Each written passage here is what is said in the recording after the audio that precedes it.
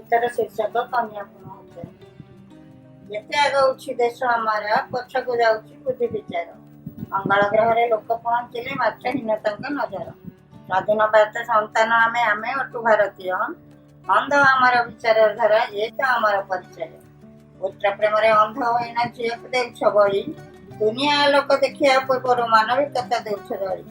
ଉଦୟ ଓ ଅସ୍ତ ଶ୍ରେଷ୍ଠର ନିୟମ, ସୃଷ୍ଟିର ବିଚିତ୍ର ଧାରା। ନିଜ ହାତ ଗଢ଼ା ସୁନା ସଂସାରକୁ କେମିତି ଭାଙ୍ଗୁଛ ପରା। କୁଳ ରକ୍ଷା ପାଇଁ ଛୁଆଟେ ଦରକାର, ପୁଅ ହେଉ ବା ଝିଅ। ପୁଅକୁ ରଖୁଛ, ଝିଅକୁ ମାରୁଛ, କେମିତି କାଇଏ ନ୍ୟାୟ। ପାଷାଣ ପ୍ରତିମା ପୂଜିବାକୁ ଯାଅ ମସଜିଦ ଦେବାଳୟ।